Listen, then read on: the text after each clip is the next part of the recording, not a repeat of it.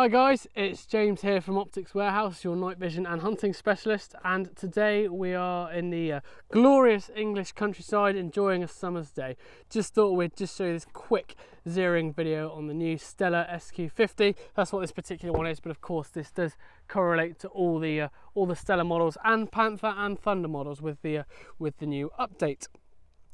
What I've got on here today is an FX Impact Mark III, and what is always important when you are zeroing is to have a nice solid surface to zero on. So even though I'm out here in the middle of a field, you can see that I'm on this nice steady table. This is the Caldwell stable table, the deluxe model. So this is the one with a more fixed base. It's not the fold away light version. This has got the inbuilt seat. It's nice and sturdy. You can adjust it to whichever position you want. Of course, it is ambidextrous as well, and you've got the front and the rear if you want. Of course, I'm using a rear bag today.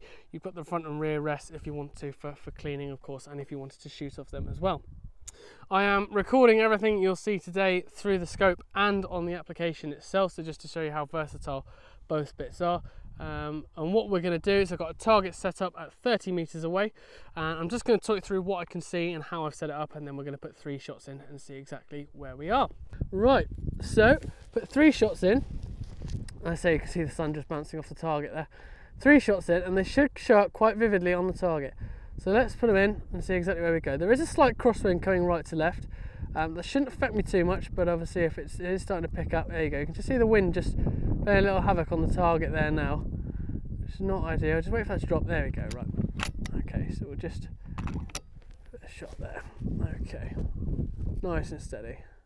Just trying to ignore all that stuff on the left, and there you go. It's just on the cross there.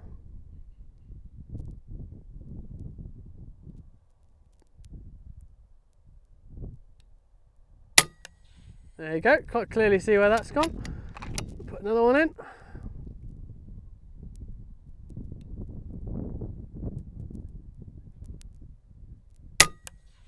And there you go, it just caught it just while the wind was coming across there, but it has gone into the same place.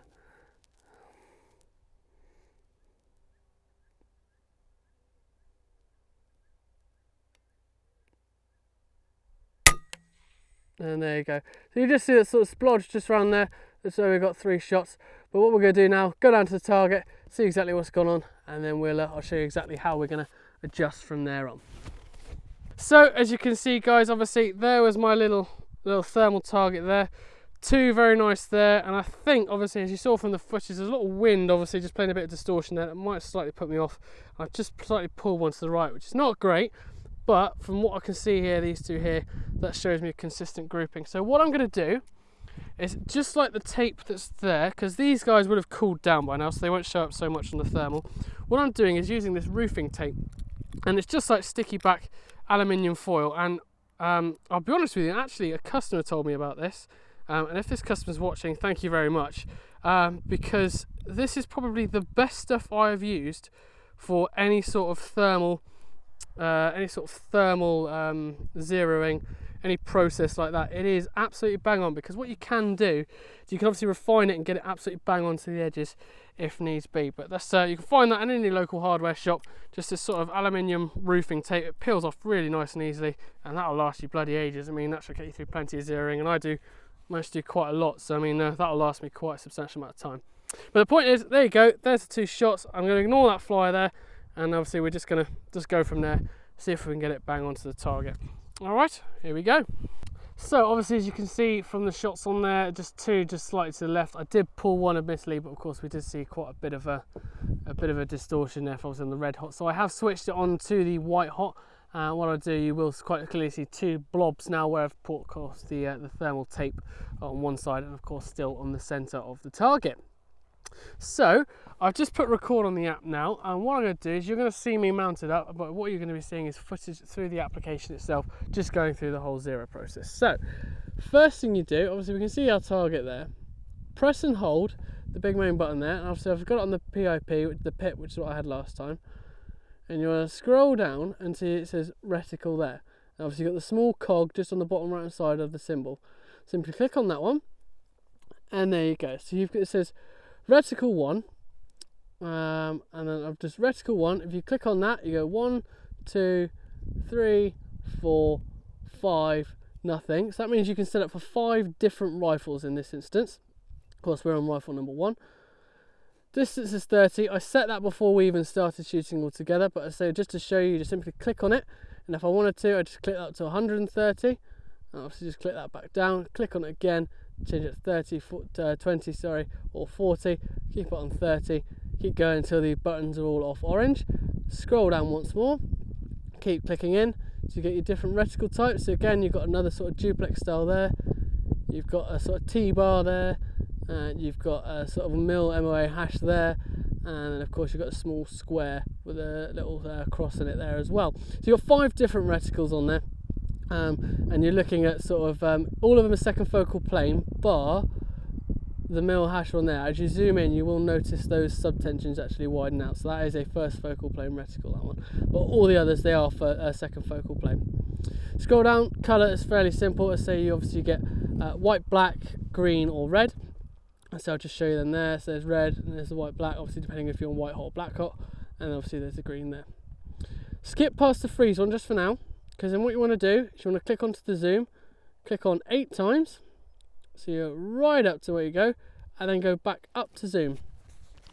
Now, as best as you can, obviously we're going for the top right one, you want to click on where you want the shot to go, not where you've shot, where you want the shot to go. So I just focus that there, so yeah, there you go. That's slap bang in the middle of the target. It's exactly where I want to shoot. So what I can relax myself off the rifle. I don't have to hold it in position. Simply scroll down, past the zoom, and then we get onto the X and Y. First one click, that takes you onto the X.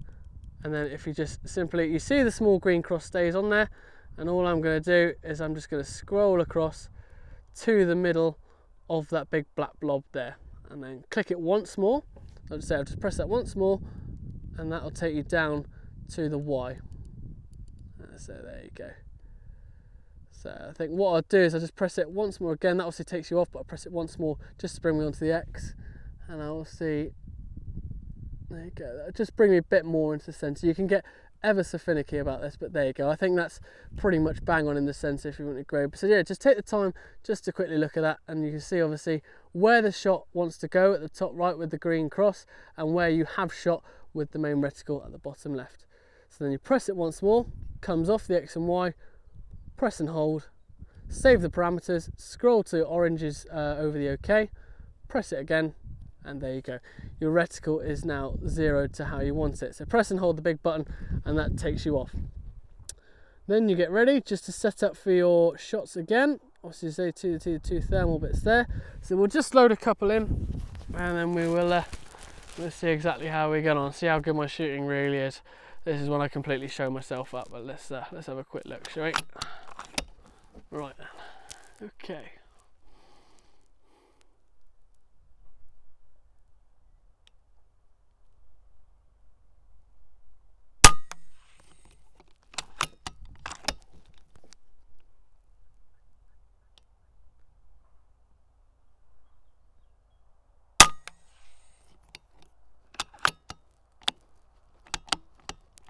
Okay, there we go. So we'll just stick with those 2 shots, and let's go and see exactly where that one's gone. So as you can see, obviously 2 shots slightly to the right. Maybe I shouldn't have done that slight bit more adjustment as I did on there, but to be honest with you, you can even fine tune that even more. But the point is, you've seen exactly how the zero process works. They are pretty much bang on in line. I think I just slightly overcompensated with it there. If you're wondering what that black circle is there, I did, after showing you last time, I did just put a black circle over the flyer just to make sure it wasn't a factor when actually shooting. But there you go, guys. That is how you zero the HIKMICRO Stella. Obviously the same works for the Panther and the Thunder. As you can see, I've brought it from where it's shooting to where I wanted to shoot, albeit slightly right. But as I say, it is sometimes quite hard to judge with a thermal target, but this thermal sticky tape stuff, it is the best stuff I've found. Of course, I hope you've enjoyed this video. Any questions at all, please don't hesitate to give us a call or drop us an email. I've been James, night vision and hunting specialist, and this has been another video by Optics Warehouse.